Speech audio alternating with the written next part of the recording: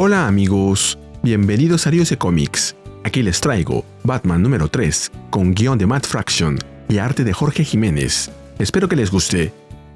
La historia comienza en un departamento del East Coventry, donde un joven llamado Houston está grabando una entrevista para su proyecto de educación cívica. La entrevistada es una mujer llamada Marjorie. Le pregunta qué fue lo que más cambió en Gotham durante su vida. Marjorie responde que Gotham cambia, solo cambia, y quiere saber si la están grabando con el teléfono. Houston le responde afirmativamente, y ella agrega que eso sí ha cambiado. Ahora todos tienen esos teléfonos. Añade que los edificios, las manzanas, los barrios, todo eso se transforma sin que Gotham deje de ser Gotham. Quizá hayan cambiado más las personas. Ahora ya no se ayudan entre ellas, salvo por él ya sabe. Y la vemos hacer un gesto con sus manos, como si llevara la máscara de Batman encima, mientras aclara que no debe decirse su nombre, a menos que se lo necesite. Houston, sonriendo, le dice que lo entiende, justo en el momento en que se oyen disparos que provienen de la calle. Houston se asoma por la ventana para ver qué ocurre, con el teléfono en la mano. Lo que ve y graba, entonces, lo deja sin palabras. Batman y Robin están ingresando al batimóvil con prisa, como si huyeran de algo. Y, detrás de ellos, un par de policías asesinados. Ahora vemos que llegaron los forenses y la policía a la escena. Houston y Marjorie siguen viendo todo desde su departamento. Ella pregunta qué está sucediendo, y el muchacho le responde que ya llegó el oficial Gordon con los demás. También está un hombre alto, fornido y misterioso. Es Vandal Savage. De repente, sin que nadie lo vea, Savage saca de su bolsillo un batarang y lo planta en el cadáver de uno de los policías. Luego llama a los oficiales, diciéndoles que acaba de hallar evidencia de que Batman ha estado allí. Nos movemos al hospital, donde uno de los policías heridos está internado. Savage está con él y, molesto, le pregunta por qué no mencionó en su reporte que ellos creían haber atrapado a Robin y que Batman llegó en su auxilio. El policía balbucea que no lo vio, pero Savage lo amenaza.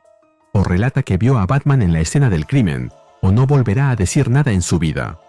Y lo vemos estrujar una de las mangueras de oxígeno conectadas al herido. Justo entra una enfermera que le ordena a Savage que se aleje de la cama, y lo vemos marcharse, comentándole al policía, con sarcasmo, que es mejor que esté tranquilo y se guarde sus palabras. Hasta que esté seguro de encontrar a la persona adecuada para señalar.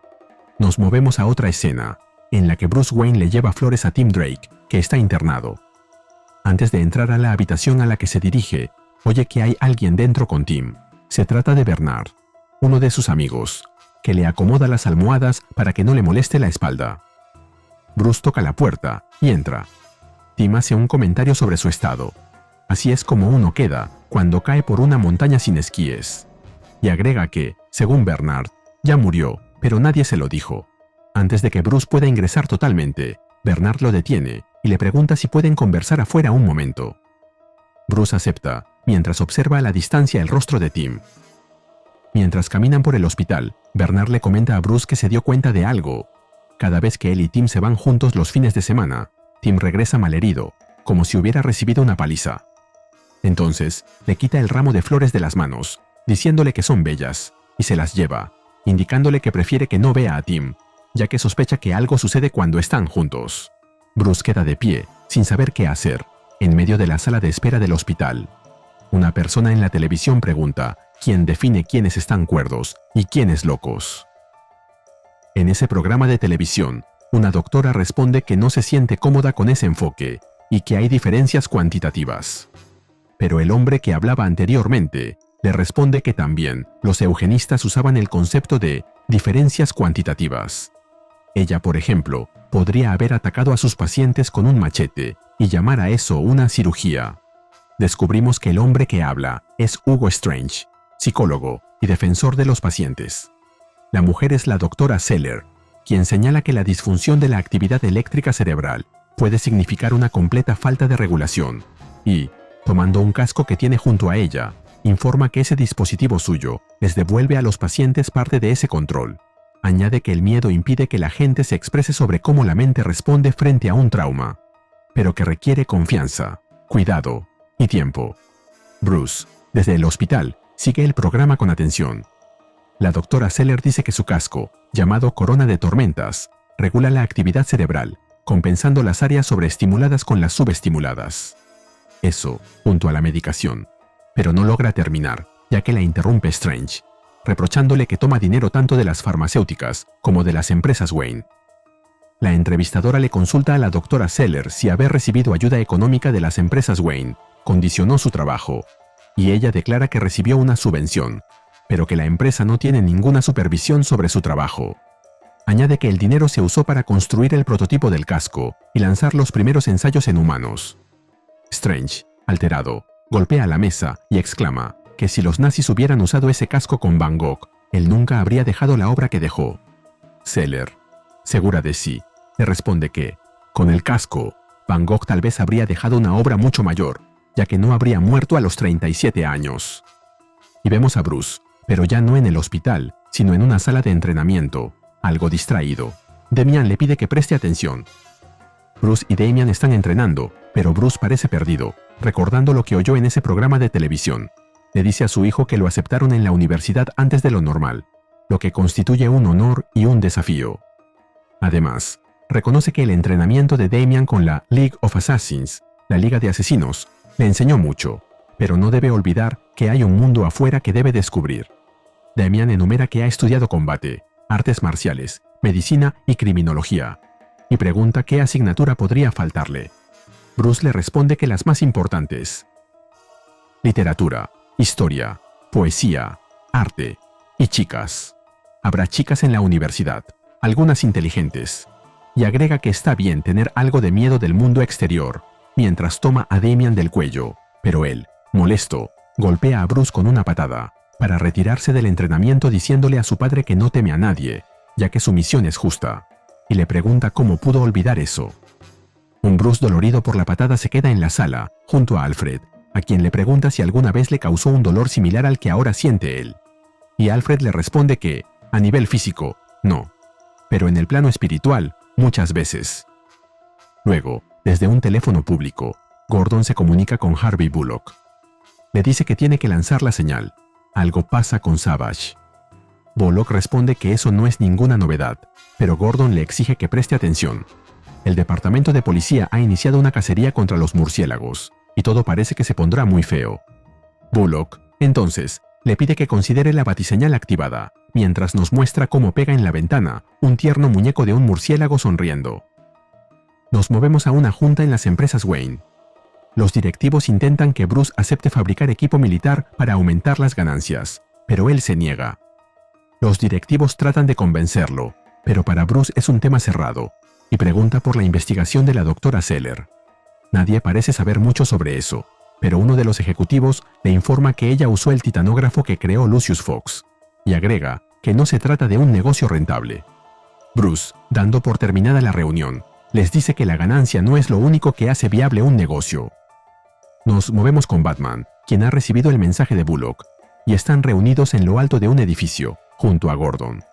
Hacen una broma sobre lo eficiente y barato que es el nuevo sistema para llamarlo. Batman les dice que supone que no hay buenas noticias. Y Gordon le informa que Savage está utilizando el tiroteo de la noche anterior para realizar cambios en las políticas y operaciones del departamento de policía. Quiere filtrar a la prensa que Batman es un asesino de policías y ha ordenado disparar a matar si lo ven. Además, contrató a un grupo de mercenarios. Gordon agrega que por ahora, el alcalde se resiste a las ideas de Savage, pero tarde o temprano aceptará. Savage está a punto de declararle la guerra a Batman y Robin. Batman responde que lo viejo es nuevo otra vez. Bullock pregunta cómo hará Batman para desaparecer de un edificio pequeño y a la vista, como el suyo, justo cuando los tres observan que uno de los móviles policiales de Savage casi atropella a una anciana. Cuando pasa el susto, Gordon y Bullock descubren que Batman ya se ha ido. Pasamos a uno de los edificios de las empresas Wayne, donde se llevan a cabo los desarrollos científicos. Riddler entra por una ventana y se deshace de un par de guardias. Camina por los pasillos, repitiendo acertijos, y se dirige a la sala donde descansa la corona de tormentas. Está por tomarla, cuando algo lo golpea fuertemente en el rostro. Es Batman, con un traje de infiltración que lo vuelve casi invisible. Mira a Riddler en el piso y, siguiendo el juego, también ensaya algunos acertijos que hacen referencia a la corona que Riddler iba a robar.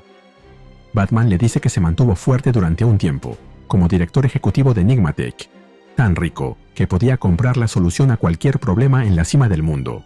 Entonces, le pregunta qué le ocurrió. Riddler intenta atacar a Batman, pero sus golpes son inútiles. Desesperado, repite acertijos, pero no le causa ni un rasguño a Batman, quien va respondiendo uno a uno los acertijos que Riddler le propone. Por fin, magullado y sangrando, deja de intentar golpear a Batman. Riddler, agotado, saca un pequeño papel de su bolsillo y se lo entrega a Batman, quien lo lee con atención. Parecen acertijos que detallan una lista de compras, y Batman le pregunta de qué se trata eso. Riddler, en ese instante, le confiesa que le llevó horas hacer eso, y que necesita que su cabeza se detenga. No puede más. Batman lo comprende y le aplica una pequeña dosis de sedante para tranquilizarlo. Si aprecias mi trabajo, regálame un like, suscríbete y activa la campanita. Gracias. Saludos a Bullet Diego 4682. Volvemos con Houston, el muchacho del celular. Está entrando en una confitería y se dirige a un hombre que lee un periódico. Le pregunta si es Jack Dean, y este le contesta que depende de quién pregunte. El muchacho le dice que vive en su mismo edificio y que está haciendo un trabajo escolar. Jack, sin sacar la vista del diario, le responde que él no es tutor de nadie, pero Houston le aclara que no necesita ayuda con eso. Simplemente, filmó algo esa noche, con su celular, algo que podría ser noticia. Y, como sabe que Jack es periodista, podría interesarle.